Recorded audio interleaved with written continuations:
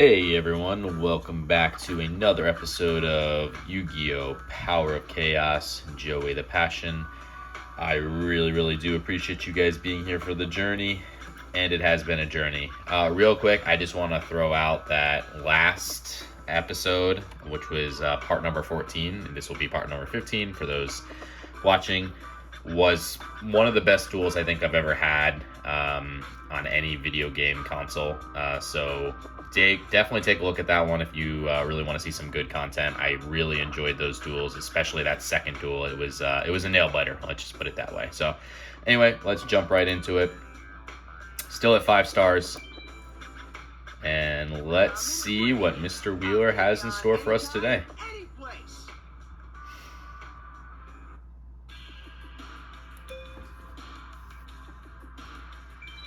Going first, which is what I would have picked anyways, so I'm not too sad about that.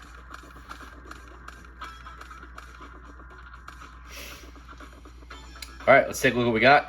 We got the Call of the Haunted. That is that continuous trap card that lets me select one monster from the graveyard and special summon it in face-up attack position. When this card is destroyed or removed from the field, the summoned monster is destroyed. If the summoned monster is destroyed, this card is also destroyed. We got the Mask of Brutality, which is that equip magic card that a monster equipped with this card increases its attack by 1,000 points. It increases its defense by 1,000 points. Pay 1,000 life points during each of your standby phases. If you cannot, this card is destroyed. Finally, glad to actually draw this and have the potential to use it because we have put it in our deck a couple duels ago. A 1,000 increase attack is very good for this series, and I'm looking forward to actually using it. We got the Goblin Attack Force, 4-star monster with 2,300 attack and 0 defense. And as I always say, when it comes to non-tributed monsters with over 1,900 attack in this game, if they have that, they usually come with a negative effect, which this one does, which is when this card attacks, it is changed to defense position at the end of the battle phase. This position cannot be changed during your next phase. We also got the Buster Blader, 7-star monster, meaning 2 tributes, with 2,600 attack, 2,300 defense. The attack of this card increases by 500 points for every dragon-type monster on your opponent's side of the field and graveyard. And we got 2 normal monsters. We got the Alligator Sword, 4-star monster, 1,500 attack, 1,200 defense. And the Island Turtle, 4-star monster, 1,100 attack, 2,000 defense. So let's go with the Island Turtle in defense mode. I think that makes sense. And we'll put Call of the Haunted down as well. I hope he doesn't destroy Call of the Haunted, but I do want something down just in case I need it. And let's turn it over to Mr. Wheeler and see what he does. Alright, he's summoning Rocket Warrior. We have seen that card in the past. He is going to attack. That's going to lower my attack, even though I'm in defense position, because that's its effect. We will take a look at that card once it's back to my turn. And he's playing at least 1 card face down. Just 1. Alright. So Rocket Warrior, we've seen this card. 4-star monster, 1,500 attack, 1,300 defense, with the effect of this card can only be applied during the battle phase of your own turn. Any damage this monster takes is reduced to 0. Any monster attacked by this card has its attack decreased by 500 points to the end of the turn. We just drew the Empress Mantis, 6-star monster, meaning 1 tribute, 2,200 attack, 1,400 defense. Let's throw the Alligator Sword in attack mode. I'm just curious if he's going to activate anything. No. Alright, this is, I think, a perfect time to Mask of Brutality it. I am finally going to use the Mask of Brutality. That's going to increase Alligator Sword's attack by 1,000 points. That brings him up to 2,500. We will throw the Island Turtle into attack mode. I know that's kind of risky. We're probably going to lose the Island Turtle, and it's such a good defensive card. But at the same time, I want to get damage on him. So that will bring him down to 1,000 there. Alright, what is he doing? Okay, Measure Zoo. Something I definitely wish that I had in my deck. Really strong trap card. You can act this card when one of your monsters is sent from the field to the graveyard, destroy 1 monster on the field. So we did unfortunately lose our Alligator Sword at 2,500 attack. Would have loved to have that, but hey, we were able to get rid of the Rocket Warrior and deal some good damage to his life points. He's at 5,900 right now, so can't complain too much about that. I summon Rocket Warrior. Bringing forth another Rocket Warrior. All right. So we will lose the Island Turtle. It is what it is. Like I said, I thought we were going to lose it anyway, but Okay, we just got Ruroku. This card has saved us a few times in the past. It allows me to, during your turn, you can reduce the attack of one monster by half and add that amount to the attack of another monster on the field. So let's bring forth the Goblin Attack Force, as it's our only monster that we have that does not require tribute. We will use the Goblin Attack Force to attack and destroy the Rocket Warrior.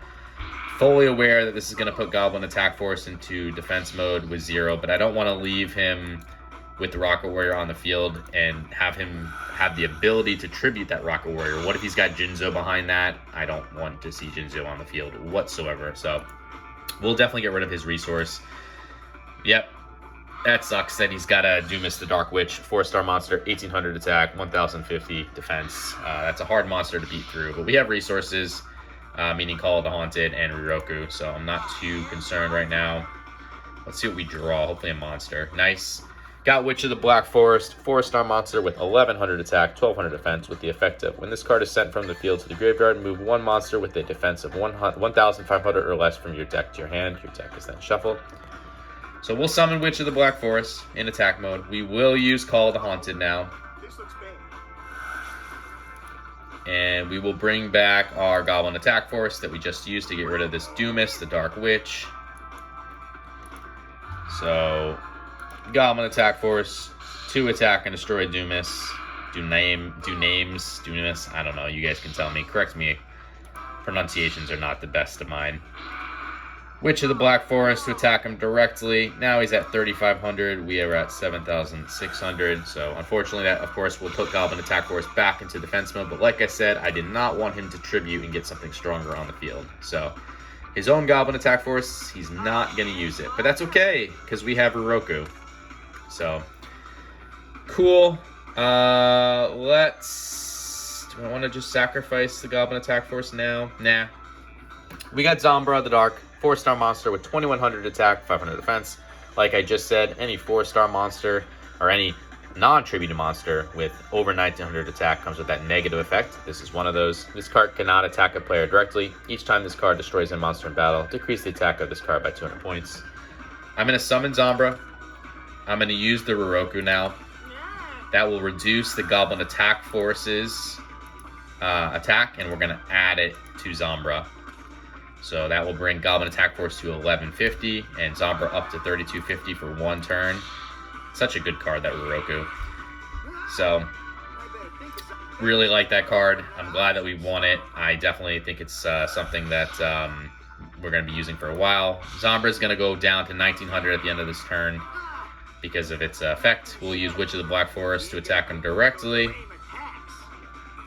That brings him down to 300. And if he doesn't kill the Goblin Attack Force next turn, I can put it back in attack mode. So I think he's got to take the stab to kill it. Alright. Monster Reborn. He's bringing back Goblin Attack Force to protect himself. He's probably not going to attack. Or maybe tribute? No. Oh, he is. Okay. Well, we're going to win then. Because Goblin will go into 0. We'll go into defense position. Unless he can throw another monster down right now. Oh, he did. Okay, he did.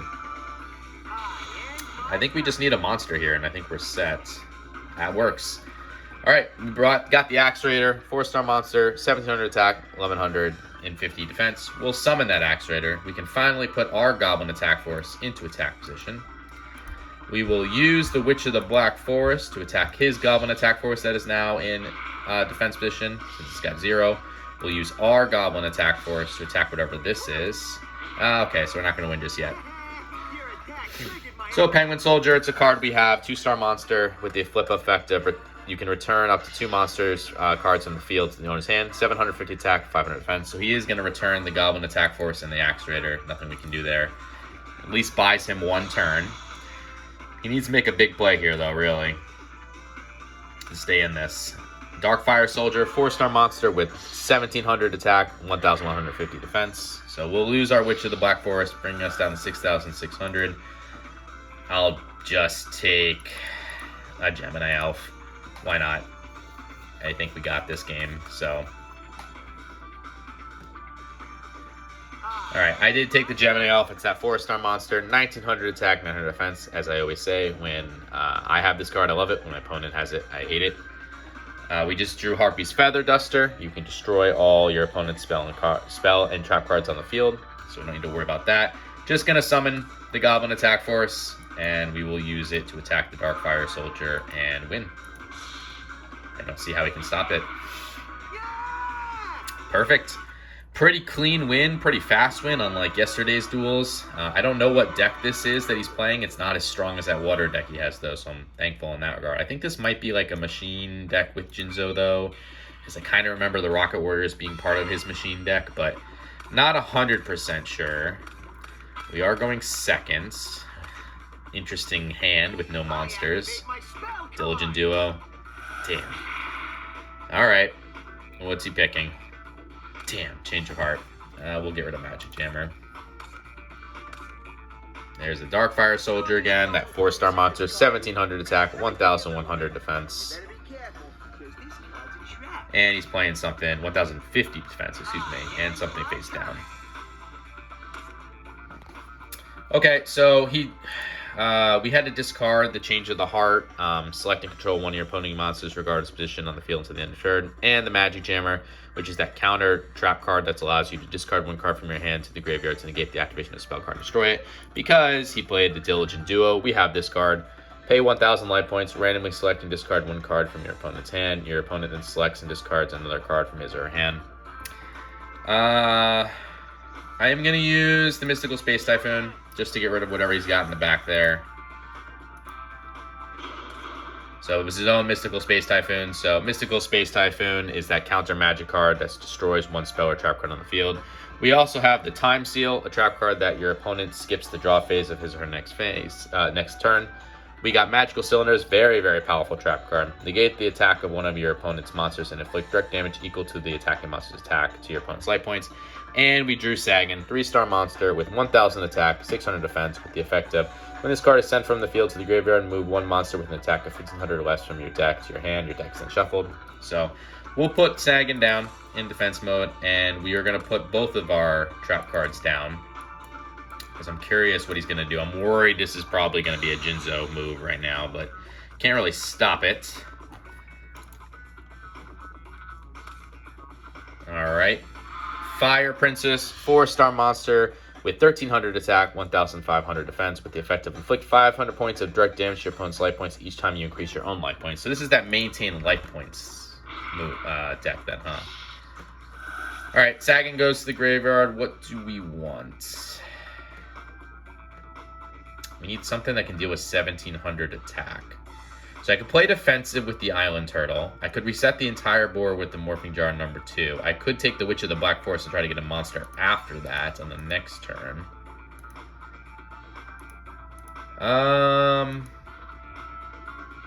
Blast Sphere. No, let's play defensive. We'll take the Island Turtle. I'm hoping he doesn't have a strong tribute. I'm just going to take this 1700. I want to keep Magical Cylinders just so I have to block something stronger. Hopefully, like, again, not Jinzo, but I don't want to have to deal with that. So we just drew our new card, Dark Door, continuous magic card that both players can only attack with one monster during their respective battle phases.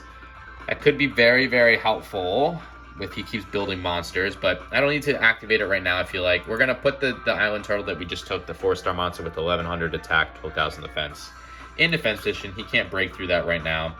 We will use the Time Seal, so he just can't draw next turn either, because I am worried that he's going to draw something that will allow him to tribute one of these. Okay, another Darkfire Soldier. He's not going to be able to break through. I don't feel the need to play the Dark Door right now. He is going to lose some life points here. I do have to figure out a way to get rid of both of these Darkfire Soldiers, but I got turns now with Island Turtle protecting us. So, 2,000 defense is nothing to bulk at there. Good, we got more resources now for defensive resources. We drew the Gross Ghost of Fled Dreams. Sometimes I say field because I just read too fast. 4-star monster, 1300 attack, 1800 defense. So we'll throw that in defense position as well. He's not going to be able to break through it. Now I would love to get a tribute monster. Hopefully he doesn't have one himself. Both at 6,300 attack. Alright, Rocket Warrior again, that 4-star monster with 1,500 attack, 1,300 defense that can decrease the attack of one monster it attacks when it does so. So I'm not happy that the AI is not smart enough to use the Dark Fire Soldiers to attack these monsters, and it's using its lower attack monsters because it is chipping away at his life points slowly.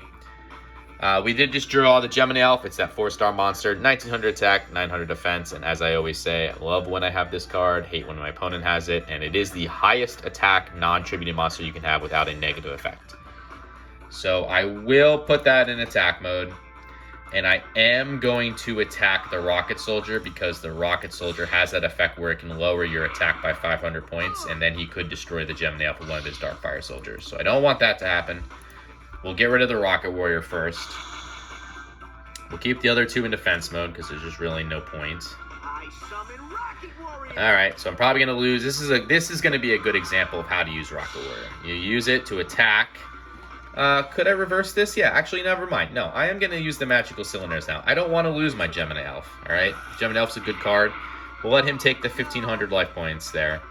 And then I don't have to deal with the 500 defense loss.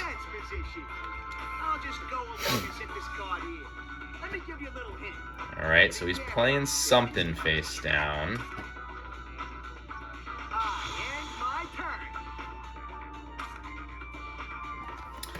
I am just going to put the back door, the dark door rather, down as a bluff. If he wants to destroy it, he can destroy it. And like I just said last turn, same thing applies. I am going to attack the Rocket Warrior because I don't want him to use it to lower the Gemini Elf's attack and then let me lose the Gemini Elf. We did just draw the Roroku again as well. So during your turn, you can reduce the attack of one monster by half and add that amount to the attack of another monster on the field. So that will conclude our turn. We're at 6,300 life points. He's at 3,500. At least he doesn't have a tribute monster yet. Okay. Playing a monster in defense position. We did just draw the Graceful Dice, that counter magic card. Roll 1 6-sided die. The results summoned by 100 points and added to the attack and defense of all monsters you control until the end of your turn. Monsters summoned after this card's activation are excluded. I'll throw that down. I am going to put the Gross Ghost of Fled Dreams in attack mode. I know that means I'm going to lose it next turn, but I do want to try to get rid of 2 resources here. So, one of them being a Dark Fire Soldier. And we're going to hope that this Gross Ghost can destroy whatever this face down card is. Again, I will lose it next turn because he will use his other Dark Fire Soldier, but I think it's better to get rid of resources. So, alright, he's going to send 2 cards back to my hand. Island Turtle and Gemini Elf, yeah. So, I will be wide open for attack next turn. That's okay, though. I have the life points to spare. Let's see what he does here. Dunamis the Dark Witch. 4-star monster, 1,800 attack, 1,050 defense. Really wish I had this monster myself, but nothing you can do. I'm just going to take all this damage. It's big damage. Let's not, sugarcoat it, and I'm going to definitely be down low here, but I feel like I'm fine with the cards I have in my hand. Okay, interesting. We'll have to look at that card. Fire Princess will activate because he increased his life points, so I'll take the 500 points in direct damage as a result. So he... Let's see, what's he doing? Okay, let's take a look what he did. So first, he played Seabeak's... Oh, I'm taking life point damage here. Okay, he played Seabeck's Blessing, which is a counter magic card. You can activate this card when your monster card inflicts direct damage to your opponent's life points. Increase your own life points by an amount equal to the direct damage that it was inflicted to you. And he played this trap card, Minor Goblin Official, continuous trap card. You can activate this card when your opponent's life points are 3,000 or less. Inflict 5 points of direct damage to your opponent's life points during each of his or her standby phases. All right, so we're on a timer right now. We're definitely on a timer. He has 4,600 life points. I have 1,800. We did just draw Tribute to the Doomed. Like I've said before, one of my favorite cards of all time. It helped me win a tournament. Discard 1 card from your hand to the graveyard to destroy 1 monster card on the field regardless of position. So we're going to resummon the Gemini Elf.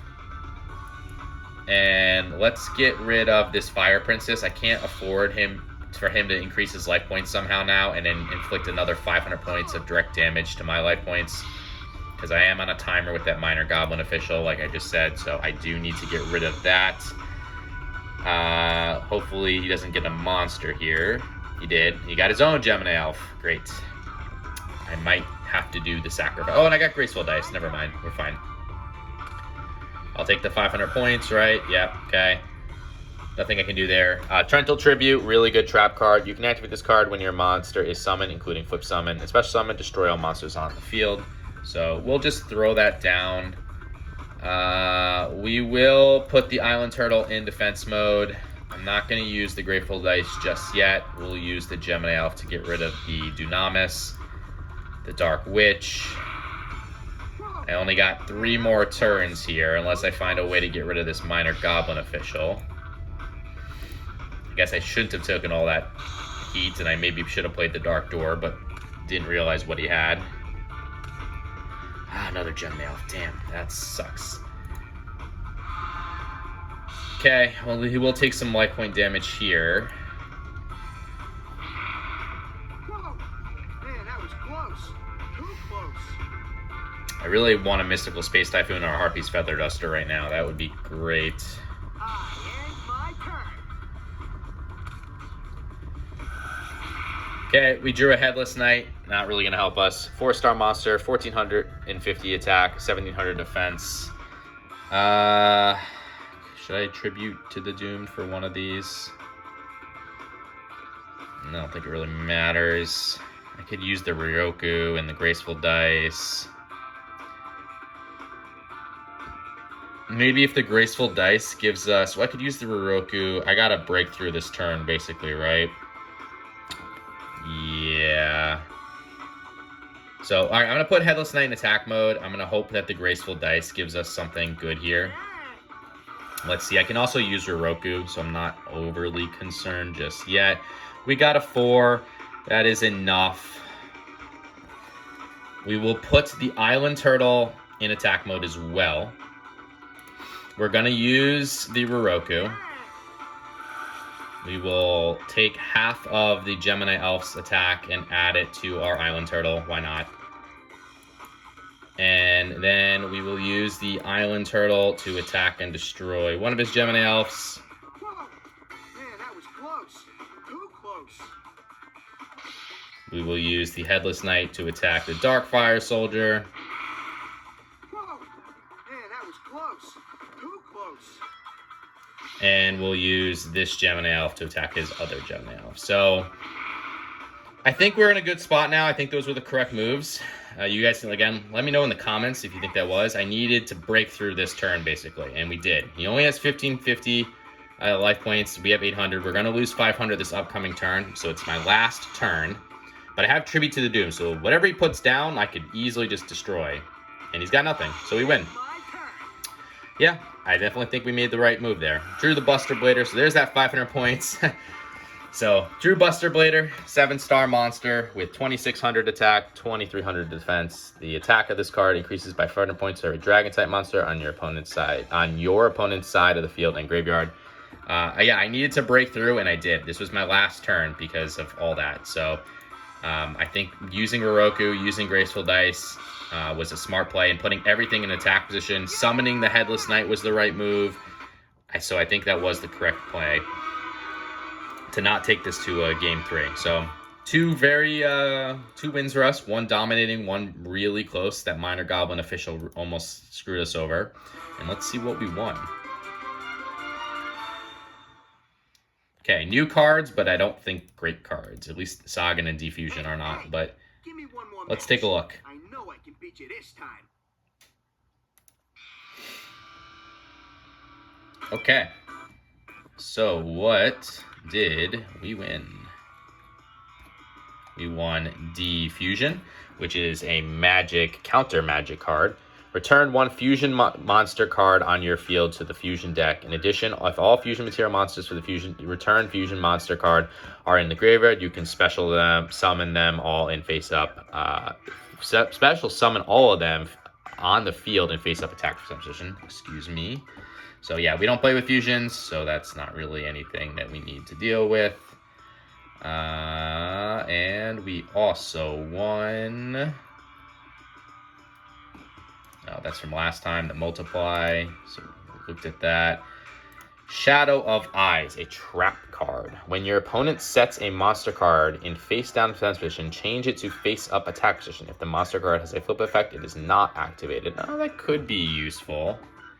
We don't have best cards, so let me just see. I'm going to throw that in just to have as a holder for right now. And Sagan, not really good. It's a field spell card from the original Legend of Blue Eyes. Increase the attack and defense of all Beast Warrior and Warrior type monsters by 200 points. 200 points is just blah. So,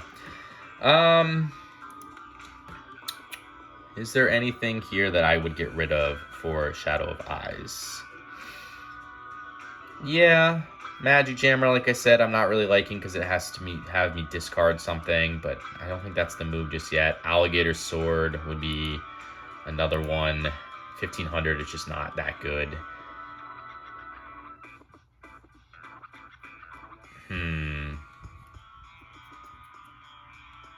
Yeah, I think we'll get rid of the Alligator Sword. I think Buster Blader is probably next on the chopping block in terms of monsters, or even Flame Service. I don't really like 2 tribute monsters that are just too hard to get on the field. So anyway, I hope you guys enjoyed this episode. If you did, consider leaving a like, a comment, or subscribing. You don't have to, but it would help the channel, I think, grow, and just let me know that you're appreciating this content. So until the next one, later.